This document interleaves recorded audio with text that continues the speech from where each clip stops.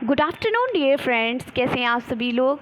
तो आपका फिर से स्वागत है हमारी एक नई वीडियो में। और आज मैं इस वीडियो में आप लोगों को डीएलएड सेकेंड सेमेस्टर का पेपर 5 सोशल साइंस यानी सामाजिक अध्ययन में आपका जो यूनिट चल रहा था भारत में प्रथम साम्राज्य की स्थापना, इस यूनिट में मैं आपको आज चैप्टर 2 यानी चैप्टर 2 आपको गुप्त काल या गुप्त वंश के बारे में बताने वाली हूँ।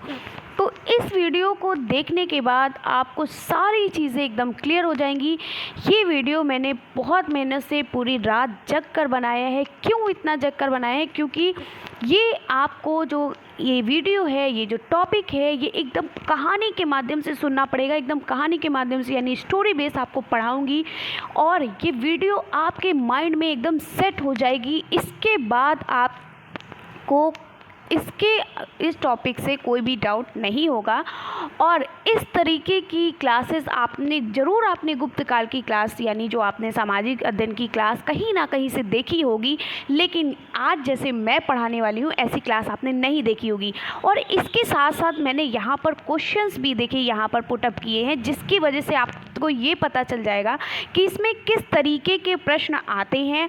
तो इससे भी आपके मन में डाउट जो हैं वो क्लियर हो जाएंगे। ये देखिए, मैं प्रश्न भी बहुत सारे लेकर आई हूँ। मैंने सोचा कुछ क्यों ना एक धमाकेदार वीडियो बनाई जाए, जिससे आपकी इस क्लास को देखने बाद किसी भी तरीके की कोई डाउट्स, किसी भी तरीके की कोई भी समस्या ना रहे आपके मन में। तो आप वीडियो को स्किप मत करिएगा, ध्यान से सुनिएगा। और पूरी रात जगकर मैंने वीडियो बनाया है, तो एक शेयर तो बनता ही है और लाइक करना बिल्कुल भी मत भूलिएगा। बहुत मेहनत की है। ऐसी वीडियो आपने किसी भी चैनल पर नहीं पढ़ी होगी। जैसे मैं आपको ये देखिए, इस तरीके से क्वेश्चंस भी मैंने यहाँ पर रखे हैं, ताकि जब आप इसको ध्यान से सुनेंगे, उसके बाद अगर इस वीडियो को आपने ध्यान से सुन लिया बिना स्किप किए, तो ये सारे क्वेश्चंस आप इसका आंसर्स खुद दे लोगे, ठीक है। और ये देखिए, सारी चीज़ों को मैंने ये देखिए यहाँ पर किस तरीके से मैंने यहाँ पर देखिए हर चीज़ को दिया हुआ है। और इसके साथ साथ यहाँ पर मुझे चित्र की ज़रूरत पड़ी है। मैं वहाँ पर चित्र भी लेकर आई हूँ कि आपको चित्र के माध्यम से भी समझा सकूँ इनमें कौन से सिक्के चलते थे, देखिए किस तरीके के सिक्के चलते थे, इसका भी चित्र मैंने यहाँ पर दिया हुआ है।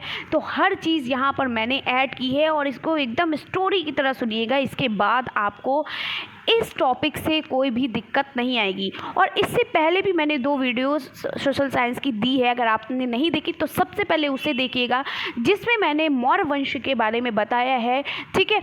और इससे पहले की जो वीडियो है यानी फर्स्ट वीडियो है, उसमें मैंने सोशल साइंस में कौन कौन से टॉपिक्स आपको पढ़ने हैं, सिलेबस पूरा बताया है। और सेकेंड वीडियो में मैंने आपको बताया है मौर्य वंश के बारे में। और आज मैं आपको गुप्त वंश या गुप्त काल के बारे में यहाँ पर बताने वाली हूँ। तो वीडियो को स्किप मत करिएगा, पूरा देखिएगा। अगर चैनल पर नए हैं तो सब्सक्राइब कर लीजिए। और बहुत मेहनत की है तो वीडियो को शेयर करना बिल्कुल भी मत भूलिएगा।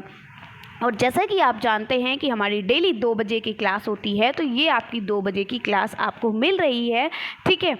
चलिए अब हम पढ़ लेते हैं गुप्त काल के बारे में। तो और इसके अलावा भी मैं आपसे कुछ कहना चाहती हूँ। बहुत से बच्चों ने मुझसे कहा है कि मुझे इंटर्नशिप मेरी स्टार्ट हो गई है, उसकी फ़ाइल, तो फाइल मैं आपकी खुद अब तैयार कर रही हूँ। मैं खुद फाइल को लिख रही हूँ कि किस तरीके से आपको फ़ाइल बनाना है, और मैं आपको फ़ाइल अच्छे से समझा दूँगी जब मेरी फ़ाइल तैयार हो जाएगी। 3 दिन में मेरी फ़ाइल तैयार हो जाएगी। तैयार होने के बाद, क्योंकि मैं खुद से उसको लिख रही हूँ, कहीं से मैंने उठाई नहीं है फ़ाइल, किसी भी डाइट से या कहीं से भी नहीं फ़ाइल उठाई है, किसी भी कॉलेज से भी नहीं उठाई है, मैं खुद वो फ़ाइल लिख रही हूँ आपको देने के लिए। मैं खुद इतनी मेहनत कर रही हूँ, तो आप मेरी मेहनत को सफल ज़रूर करिएगा, ज़्यादा से ज़्यादा लोगों में शेयर ज़रूर करिएगा। और आपकी फ़ाइल जो है वो 3 दिन में मिल जाएगी, क्योंकि उसे मैं खुद ही लिख रही हूँ। और इसके साथ साथ फ़ाइल को ज़्यादा से ज़्यादा लोगों में जो भी आपके देखना चाहते हैं शेयर कर दीजिएगा। और आप चाहें तो वो फ़ाइल को जैसा मैंने वहाँ पर जो भी मैं लिख रही हूँ वैसी आप फ़ाइल अगर एकदम छापना चाहते हो तो आप उसको वैसा ही एकदम लिख लीजिएगा, कोई दिक्कत नहीं है, ठीक है। चलिए गुप्त काल के बारे में अब शुरू करते हैं। तो गुप्त काल में क्या था? गुप्त वंश के इतिहास को जानने के स्रोत के रूप में साहित्यिक साक्ष्य, अभिलेख के साक्ष्य और विदेशी यात्रियों का विवरण का सहारा लिया गया है।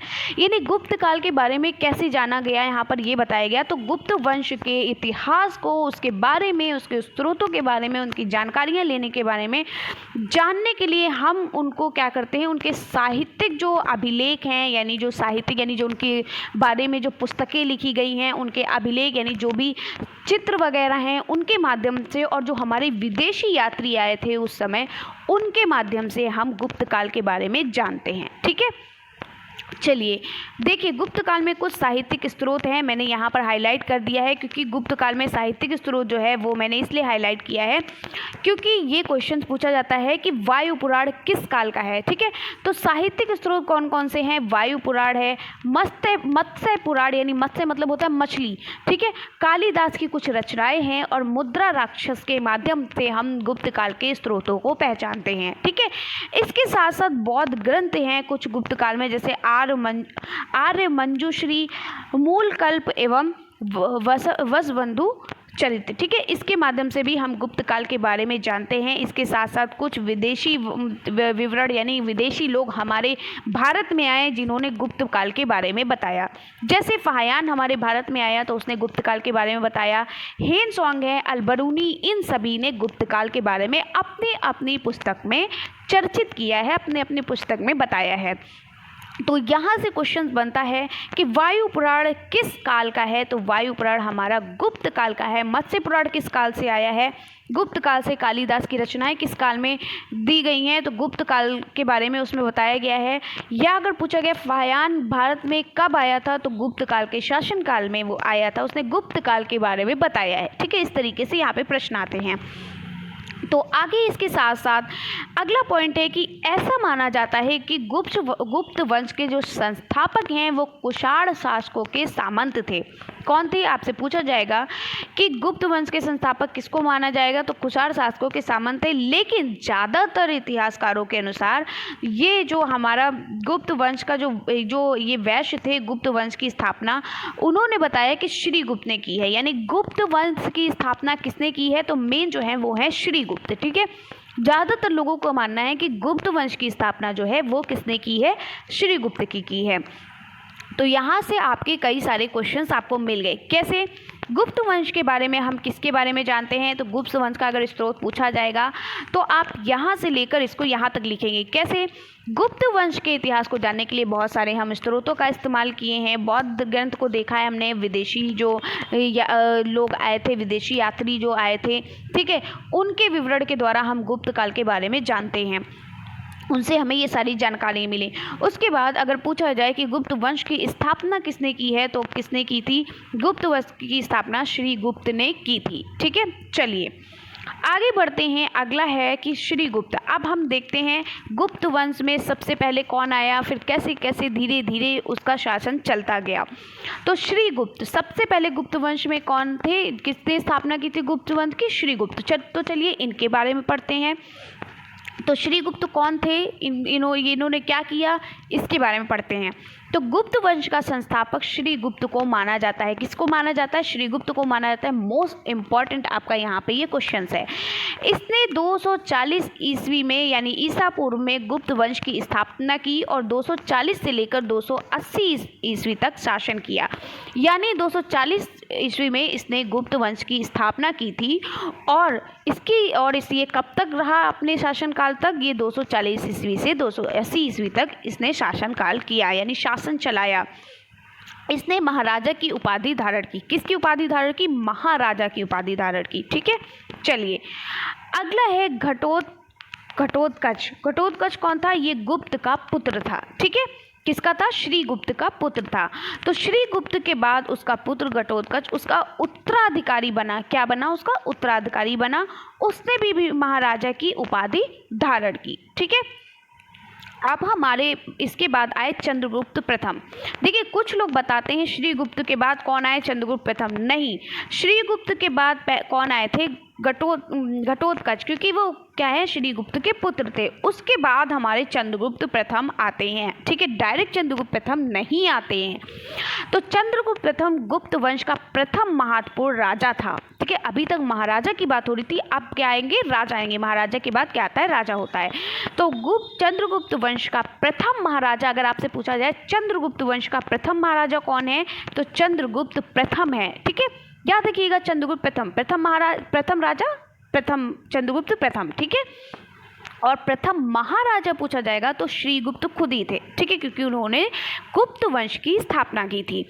तो चंद्रगुप्त प्रथम गुप्त वंश का पहला राजा था। इसने महाराजाधिराज की उपाधि धारण की थी, ठीक है, महाराजाधिराज की उपाधि धारण की थी, ठीक है।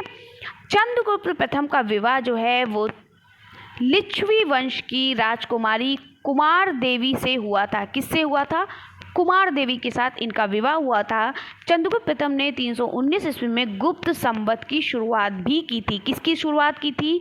गुप्त संवत की। तो अगर आपसे पूछा जाए कि 319 ईस्वी में गुप्त संवत की शुरुआत किसने की थी, तो चंद्रगुप्त प्रथम ने।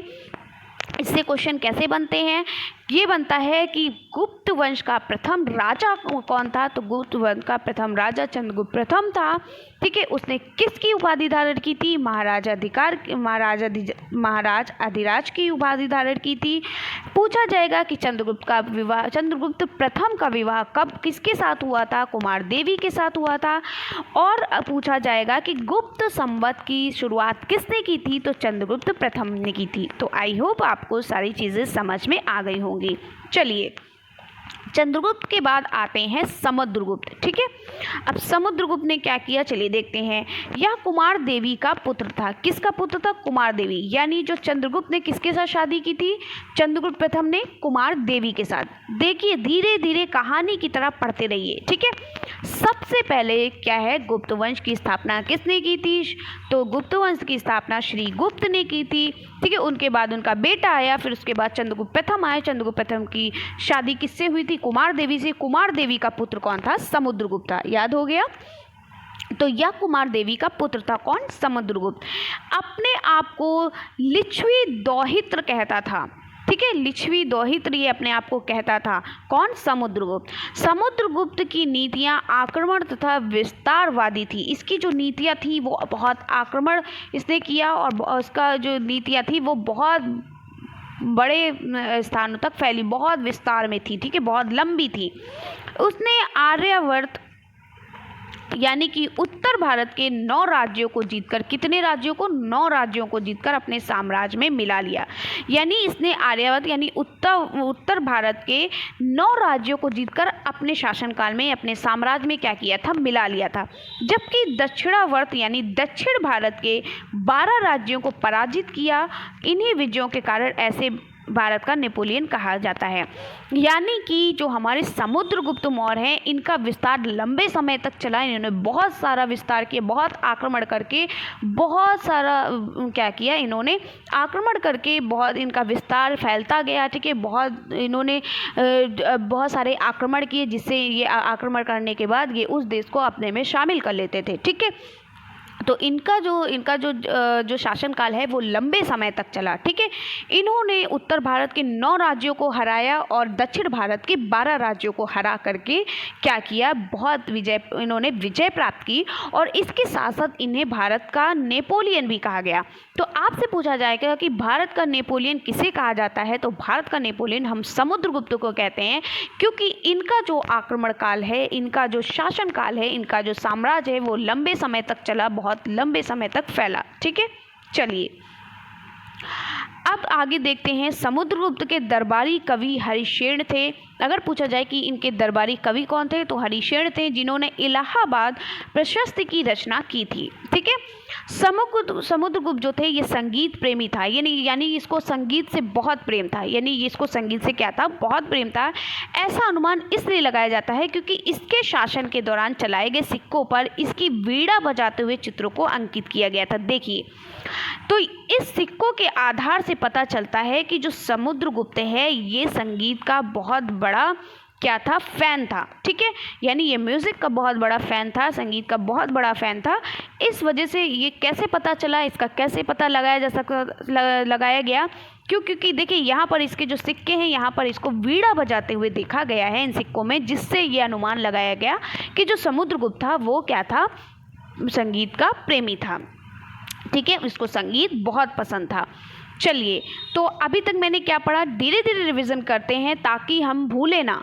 हमने सबसे पहले पढ़ा कि जो गुप्त वंश की यानी गुप्त काल की जो स्थापना है वो श्री गुप्त ने की थी।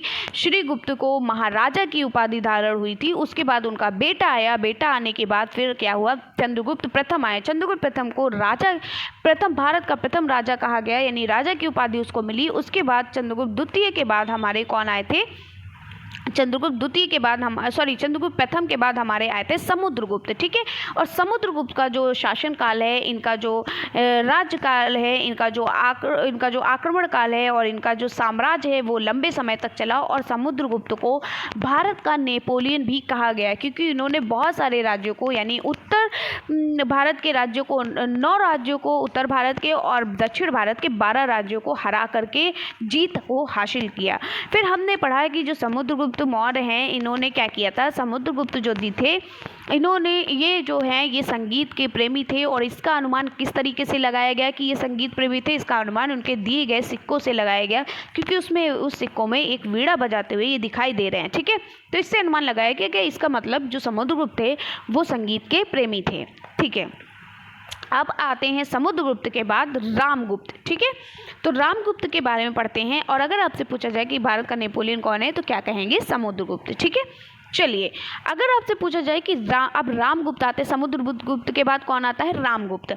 तो रामगुप्त जो है समुद्रगुप्त के बाद रामगुप्त अगला शासक बना, परंतु एक अयोग्य शासक था, यानी कि इसका शासनकाल बहुत दिन तक नहीं चल सका, ये बहुत कम समय में ही रहा, इसलिए ये एक अयोग्य शासक काल था, इसलिए इसके बारे में इतनी चर्चा नहीं की गई है। ठीक है, चलिए, उसके बाद अगला शासक कौन आया, अगला शासक आया चंद्रगुप्त द्वितीय बना। ठीक है, कौन बना, चंद्रगुप्त द्वितीय। ठीक है, यहाँ पर हेडिंग डालना भूल गई हूँ, तो यहाँ पर हेडिंग डाल लीजिएगा चंद्रगुप्त द्वितीय। ठीक है, चंद्रगुप्त द्वितीय। ठीक है, यहाँ पर डाल लीजिएगा। तो हमारे जो चंद्रगुप्त प्रथम के बाद कौन आए थे, चंद्रगुप्त प्रथम के बाद हमारे आए थे समुद्रगुप्त। समुद्रगुप्त के बाद आए रामगुप्त, लेकिन ये बिल्कुल अयोग्य थे, इनका शासन बहुत ही क्षण भर के लिए चला, बहुत ज़्यादा नहीं ये कुछ कर पाए, इसलिए इनका नाम ज़्यादा नहीं फैला रामगुप्त का। रामगुप्त के बाद हमारे आए चंद्रगुप्त द्वितीय। ठीक है, अब चंद्रगुप्त द्वितीय के बारे में पढ़ते हैं, इनका इन्होंने क्या क्या किया। उसके बाद अगला शासक यानी रामगुप्त के बाद चंद्रगुप्त द्वितीय आए। इसने क्या किया, इसने मालवा और गुजरात के शक शासकों को पराजित किया। किसको पराजित किया, चंद्रगुप्त द्वितीय ने मालवा और गुजरात के शक शासकों को हराया। ठीक है, और शक विजय के उपलक्ष्य में विक्रमादित्य की उपाधि धारण की। चंद्रगुप्त द्वितीय जो है, इन्होंने किसकी उपाधि धारण की थी, विक्रमादित्य की उपाधि धारण की। ठीक है, इनको विक्रमादित्य के नाम से जाना गया। फिर क्या हुआ, ये गुप्त साम्राज्य का पहला शासक था, यानी गुप्त साम्राज्य का पहला शासक था जिसने क्या किया था, चांदी के सिक्के चलवाए थे। किसके सिक्के चलवाए थे, चांदी के सिक्के। अगर आपसे पूछा गया कि चांदी के सिक्के किस काल में चलवाए गए थे, तो चंद्रगुप्त द्वितीय के शासक काल में चलवाए गए थे, यानी विक्रमादित्य के शासक काल में चलवाए गए थे। ठीक है, चलिए, फिर क्या हुआ, चंद्रगुप्त द्वितीय के महरौली लौह स्तंभ से ज्ञात होता है कि इसने बंगाल पर भी विजय प्राप्त की थी। यानी चंद्रगुप्त द्वितीय का जो महरौली लौह स्तंभ है, ये देखिए, ये महरौली लौह स्तंभ है। ये ऐसा लोहे का स्तंभ है, अभी तक देखिए यहाँ पर, इसको मैंने जूम करके भी एक फ़ोटो दिया है कि ये ऐसा स्तंभ है कि बंगाल में कि अभी तक इस पर जंग नहीं लगी है और ऐसे ही खुला हुआ है। ठीक है, पूरे वातावरण में ऐसे ही खुला हुआ है, इस पर आज तक जंग नहीं देखी गई। देखिए, मैंने जूम करके यहाँ पर आपको दिखाया है, ये पिक्चर मैंने देखी थी। ठीक है, तो ये क्या है, तो चंद्रगुप्त द्वितीय के महरौली लौह स्तंभ से ज्ञात होता है कि इसने बंगाल पर भी अपनी जीत हासिल की थी, अपनी विजय प्राप्त की थी। ठीक है, चलिए, चंद्रगुप्त द्वितीय के समय ही चीनी यात्री फायान भारत आया था। चंद्रगुप्त द्वितीय के समय अगर आपसे पूछा जाए कि चीनी यात्री यानी फायान कहाँ का रहने वाला था, चीन का रहने वाला था, तो चीनी यात्री फायान किसके समय भारत आया था, चंद्रगुप्त द्वितीय के समय भारत आया था। तो इससे आपको पता चल गया होगा कि जो मेन पॉइंट है, इसलिए देखिए मैंने सारे पॉइंट, जो मेन पॉइंट है वही रखा है, यानी एक भी प्रश्न आपका इस टॉपिक से छूटना नहीं चाहिए।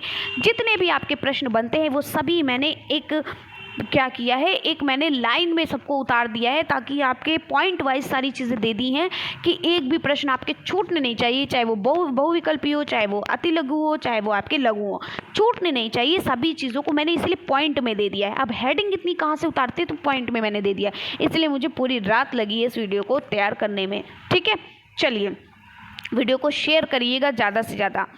तो चलिए आगे बढ़ते हैं, अब हम देखते हैं। चलिए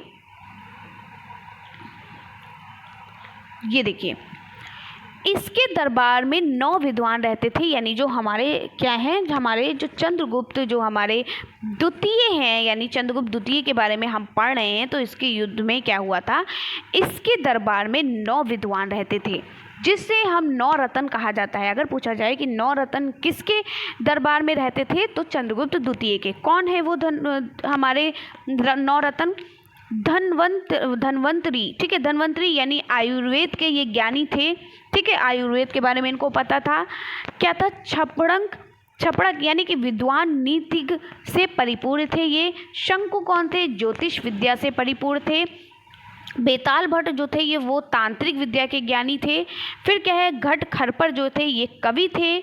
वररुचि जो थे ये व्याकरण अर्थात व्याकरण के ज्ञानी थे।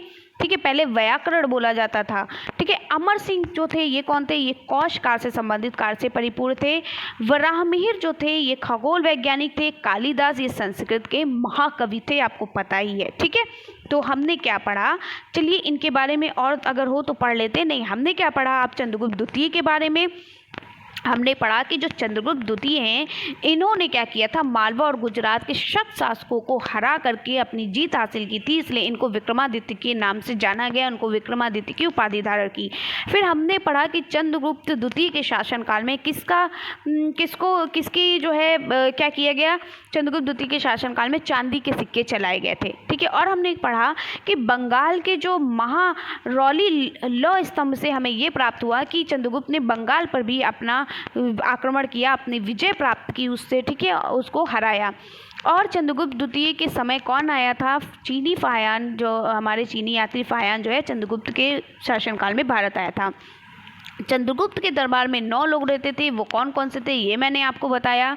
धन्वंतरी, छबड़क, शंकु, बेताल भट्ट, उसके साथ खटखरपर, वररुचि, अमर सिंह। ठीक है, और हमारे वराहमिहिर और कालिदास, ये बहुत ज़्यादा पूछे जाते हैं, वराहमिहिर और कालिदास। ठीक है, तो ये हमारे चंद्रगुप्त द्वितीय के शासनकाल में आए और ये क्या है, इनके 9 रत्न कहलाए जाते हैं।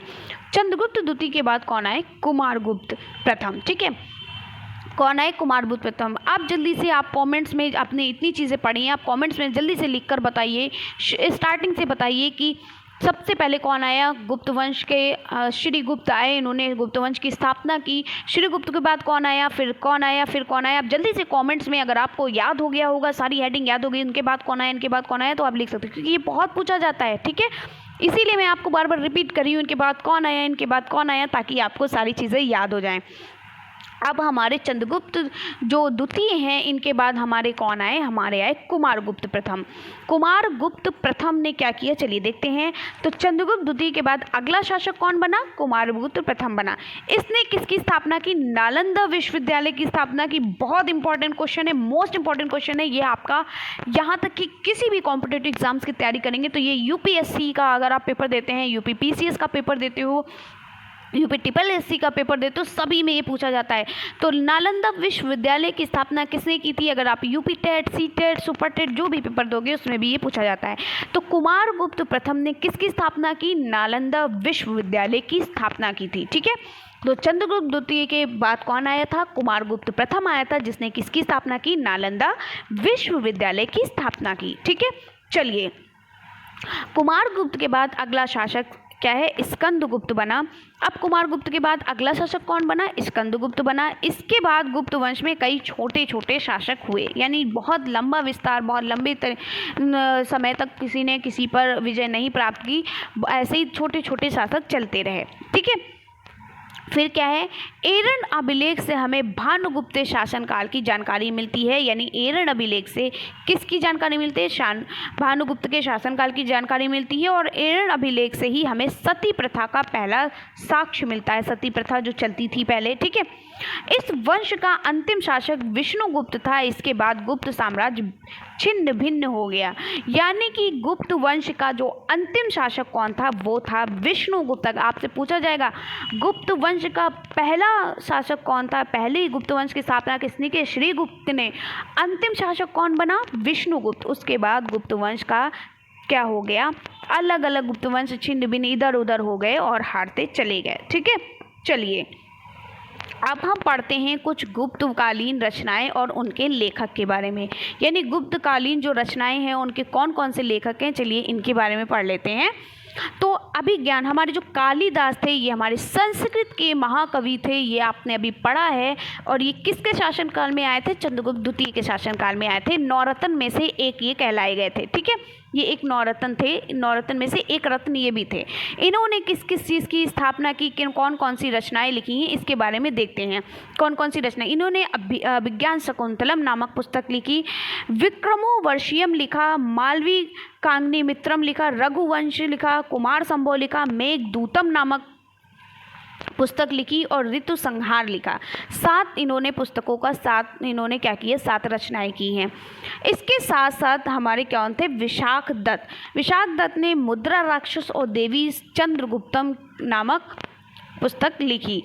इसके साथ साथ और भी थे, अब ये देखिए, मृच्छी कटिकम ये शूद्रक थे, अमरकोश अमर सिंह ने लिखी है, नाट्यशास्त्र भरत मुनि ने लिखी है, कामसूत्र वात्स्यायन ने लिखी है, पंचतंत्र विष्णु शर्मा ने लिखी थी और नीतिसार कामंदक ने लिखी थी, ठीक है। चलिए इसके साथ साथ गुप्त काल में कुछ मंदिर भी थे, तो चलिए उन मंदिर के नाम के बारे में भी जान लेते हैं। आपसे पूछा भी जा सकता है।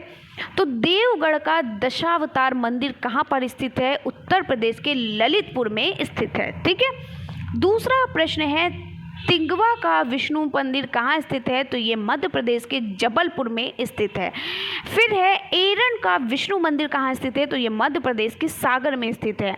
चौथा है, भूमरा का शिव मंदिर कहाँ स्थित है? तो मध्य प्रदेश के सतना में स्थित है। पांचवा है, नचना कुठार का पार्वती मंदिर कहाँ स्थित है? तो ये पन्ना, मध्य प्रदेश के पन्ना में स्थित है। फिर अगला है, भीतर गांव का कृष्ण मंदिर कहाँ स्थित है? तो ये उत्तर प्रदेश के कानपुर में स्थित है। फिर 7वां है, नागौद का शिव मंदिर कहाँ स्थित है? तो मध्य प्रदेश के सतना में ये स्थित है, ठीक है। चलिए तो ये सभी हमारे क्या हैं? ये हमारे गुप्त काल के मंदिर हैं। अब हम गुप्त काल के समाज और उनकी अर्थव्यवस्था के बारे में कुछ जानना चाहते हैं, जानते हैं। तो गुप्तकालीन समाज परंपरागत रूप से ये क्या थे? इनमें कौन कौन से लोग थे? ब्राह्मण, क्षत्रिय, वैश्य, शूद्र 4 वर्गों में विभाजित था। यानी गुप्त काल में समाज जो है वो कितने भागों में विभाजित था? 4 भागों में, जिसमें से एक ब्राह्मण थे, कुछ क्षत्रिय थे, कुछ वैश्य थे और कुछ शूद्र थे। ब्राह्मण, क्षत्रिय, वैश्य और शूद्र, ठीक है, याद हो गया। आगे बढ़ते हैं। इस समाज में कुछ क्या हुए? प्रथाएं भी आई, जैसे कि बाल विवाह प्रथा, ठीक है। गुप्त काल में बाल विवाह की प्रथा को बढ़ावा मिला। भानुगुप्त ने एरन अभिलेख से सती प्रथा का पहला प्रमाण प्राप्त होता है, ठीक है। चलिए अब गुप्तकालीन अर्थव्यवस्था कैसी थी? अभी हमने समाज के बारे में पढ़ा कि 4 प्रकार के समाज के लोग 4 भागों में बटे थे, ब्राह्मण, क्षत्रिय, वैश्य, ठीक है, इस तरीके से।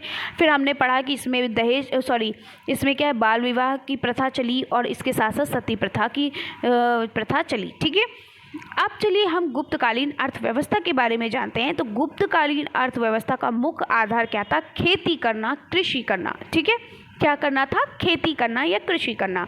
फिर क्या है? भू राजस्व ही राज्य की आय का मुख्य साधन होता था। भू राजस्व कुल आय 1/6 हिस्सा होता था। यानी खेती करके ही, ठीक है, भूमि पर ही राज करके ही, खेती करके ही लोग क्या करते थे? यहाँ पर अपना साधन बना चुके थे, ठीक है। चलिए तो आपको समझ में आ गया कि गुप्त काल में जो समाज थे वो 4 भागों में बटे थे, ठीक है, ब्राह्मण, क्षत्रिय, वैश्य, इस तरीके से। और इसमें जो है कौन सी प्रथा चली? एक तो बाल विवाह चला और दूसरा सती प्रथा चली थी।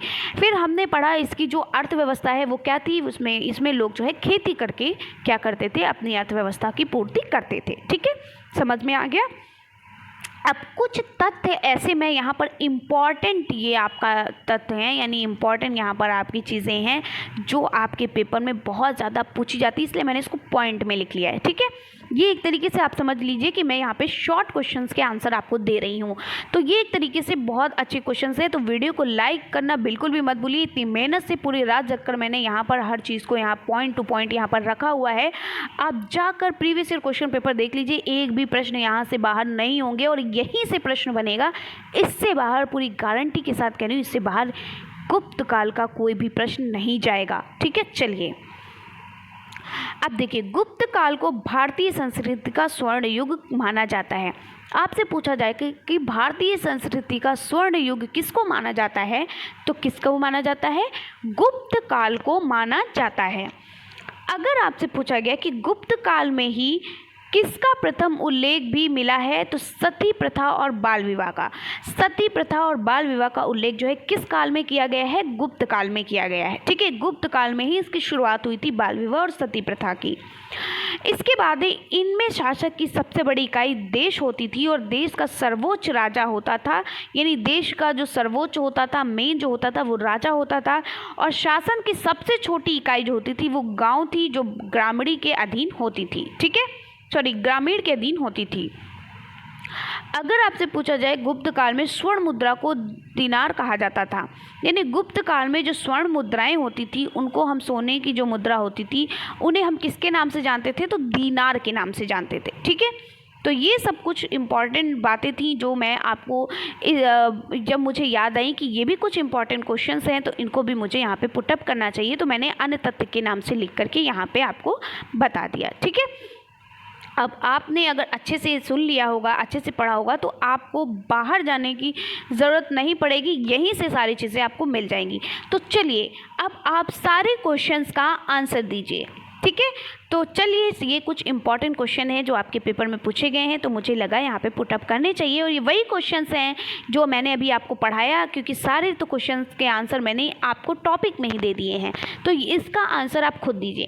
कई बार मैंने आपसे कहा कि गुप्त वंश का संस्थापक कौन था, जल्दी से बताइए, जल्दी से कॉमेंट्स में बताइए। घटोत्कच गुप्त कौन था? चंद्रगुप्त कब आया, किसके बाद आया, ये आप कमेंट्स में बताइएगा। अभी मैंने कई बार बताया है। ठीक है, तो गुप्त वंश का संस्थापक कौन था, जल्दी से मुझे बताइए। गुप्त वंश का संस्थापक कौन था? तो गुप्त वंश का संस्थापक कौन था? श्रीगुप्त था। कौन था? श्रीगुप्त था। यानी सबसे पहले कौन आए? गुप्त, श्रीगुप्त आए, इन्होंने गुप्त वंश की स्थापना की। ठीक है, और इनके बेटे का क्या नाम था? घटोत्कच गुप्त इनके बेटे का नाम था। इतना डिफरेंट नाम है, बोलना भी हो रहा है। उसके बाद घटोत्कच गुप्त के बाद कौन आए? चंद्रगुप्त प्रथम आए थे। ठीक है, चलिए आगे बढ़ते हैं। भारतीय संस्कृति का स्वर्ण युग था। भारतीय संस्कृति का स्वर्ण युग कौन था? गुप्त काल था। कौन था? गुप्त काल है ना। स्वर्ण युग के नाम से किसे जाना जाता है? गुप्त काल को। अगला प्रश्न है, गुप्त युग में जो विश्वविद्यालय प्रसिद्ध हुआ था उसका नाम क्या था? तो गुप्त युग में जो विश्वविद्यालय प्रसिद्ध हुआ था उसका क्या नाम था? उसका नाम था नालंदा विश्वविद्यालय, है ना। चलिए अब पढ़ने जा रहे हैं कि फायान किसके शासनकाल में भारत आया था? इसको आपको कमेंट्स में बताना है। ये बहुत इंपॉर्टेंट क्वेश्चन है और अभी मैंने आपको बताया था, ये कमेंट्स में इसका आंसर आपको देना है। चलिए अगला है, इतिहासकार V.A. स्मिथ ने किसकी विजयों से प्रभावित होकर उसे भारत का नेपोलियन कहकर पुकारा गया था? तो भारत का नेपोलियन किसे कहा गया था? तो भारत का नेपोलियन किसे कहा गया था, जल्दी से बताइए। समुद्रगुप्त को कहा गया था। आगे बढ़ते हैं, बाल विवाह की प्रथा कब शुरू हुई थी? तो बाल विवाह की प्रथा किस काल में शुरू हुई थी, जल्दी से बताइए। तो बाल विवाह और सती प्रथा किस काल में आया था? तो गुप्त काल में आया था। इसकी शुरुआत कब हुई थी? गुप्त काल में। तो कैसी लगी वीडियो कमेंट्स में ज़रूर बताइएगा। और जो मैंने क्वेश्चन दिया है, एक क्वेश्चन आपको दिया है होमवर्क के लिए, उसका आंसर आपको देना है। डेली मैं ऐसे ही आपको क्वेश्चन दूंगी और इसका आंसर भी दूंगी। इसके साथ साथ आपको सोशल साइंस पेपर जो है वो देखिएगा किस तरीके से चुटकियों में आपका सॉल्व हो जाएगा और आपको पता भी नहीं चलेगा और सारी चीज़ें आपको याद भी हो जाएंगी। ठीक है, तो ऐसे पढ़ो जो आपको अगली बार उसको सिर्फ और सिर्फ रिवीजन करना पड़े। ऐसे मत पढ़ो कि बस एक बार पढ़ लिया, ऐसे इधर उधर वीडियो स्किप करके पढ़ लिया और ध्यान कुछ नहीं है। तो ऐसे पढ़ो कि अपनी आगे की तैयारी को भी आप बेहतर बनाओ। ठीक है, तो बेहतर तरीके से पढ़ाई करिए ताकि आपको ज़्यादा दिक्कत ना हो, क्योंकि इतने सारे सब्जेक्ट होते हैं, सारी चीज़ें आपको कवर करनी होती है। तो इस तरीके जैसे जब भी मैं कभी कोई वीडियो बनाती हूँ तो ये सोचकर बनाती हूँ कि ये मेरी फर्स्ट एंड लास्ट वीडियो है, यानी कि मैं इसमें अपना पूरा इसमें आपको पूरी अपनी ताकत दिखाऊं, सारी चीज़ें इसी में आपको बता दूं, सारा अपना जो भी है चीज़ें जो इस टॉपिक पे करने जा रही हूं मैं उसी में लगा दूं, ताकि इसके बाद हमारे जो भी हमसे जुड़े हुए हैं प्रशिक्षु, उनके मन में किसी भी तरीके का कोई डाउट्स ना रहे। ठीक इसी तरीके से भी आप भी पढ़ाई किया करिए, क्योंकि पढ़ाई क्या, देखिए मैं हर रोज़ एक वीडियो लेकर आती हूँ, क्योंकि मेरी एक वीडियो पूरी रात ले जाती है, पूरी रात पूरा दिन सोचती हूँ कि कैसे इसको एकदम बेस्ट बनाना है कि एकदम हट के हो ये वीडियो, ताकि आपको और इस वीडियो में हर एक वो पॉइंट हो जो मेरे प्रशिक्षु के मन में ज़रा सा भी कोई डाउट्स हो, ये वीडियो देखने के बाद उनके मन में किसी भी तरीके का कोई डाउट ना रहे, सारी चीज़ें क्लियर हो जाएं। तो ये सोचकर मैं वीडियो बनाती हूँ, और ये सोचकर वीडियो बनाती हूँ कि ये मेरी पहली और लास्ट वीडियो है। इसके बाद हमारे प्रशिक्षु इधर उधर ना भटके कि मैम ने ये यहाँ पर नहीं बताया, मुझे ये चीज़ नहीं समझ में आई, ये इस तरीके से ना हो। ठीक उसी तरीके से तो मेरा उद्देश्य कहने का यही है कि आप भी उसी तरीके से वीडियो को देखा करिए, ध्यानपूर्वक सुना करिए, कि आपको बस ये सोचकर सुनना है, ये सोचकर पढ़ना है, ये ध्यानपूर्वक देखना है कि इस वीडियो के बाद मुझे किसी भी तरीके का कोई डाउट ना रहे, और मैं इस वीडियो को पढ़ने के बाद अच्छे से मैं नोट्स बनाऊं और उसका सिर्फ दोबारा रिवीजन कर सकूं। ठीक है, बार बार मुझे वही टॉपिक ध्यानपूर्वक बार बार वही टॉपिक पढ़ना ना पड़े, रटना ना पड़े, समझ कर पढ़िए। ठीक है, चीज़ों को एकदम समझ कर पढ़िए। तो मुझे पूरा यकीन है कि आपको ये क्लास बहुत अच्छी लगी होगी और आगे की भी क्लास आपकी बेहतर होगी। ठीक है, एक हमारे प्रशिक्षु हैं जिन्होंने कहा था मैम डायरेक्ट इनडायरेक्ट की वीडियो देखिए, मैं सारी वीडियोस आपको दूंगी, आप परेशान क्यों हो रही हैं, सारी चीज़ें आपको मिलती रहेंगी प्रॉपर तरीके से, हर एक टाइम टू टाइम सारी चीज़ें आपको मिलती रहेंगी। जितनी भी मैंने चीज़ें पढ़ा दी हैं आप उनको प्लेलिस्ट में जाकर देखिए, हर एक टॉपिक को प्लेलिस्ट में देखिए।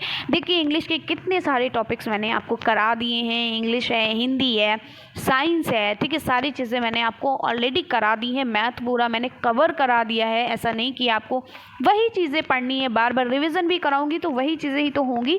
तो क्यों ना आप उन्हीं वीडियोस को देखते रहिए, उन्हीं से समझते रहिए, पढ़ते रहिए। क्योंकि मैं जब भी कोई वीडियो बनाती हूँ तो ये सोचकर नहीं बनाती हूँ कि अगली वीडियो में मुझे इसके बारे में फिर कुछ बताना है।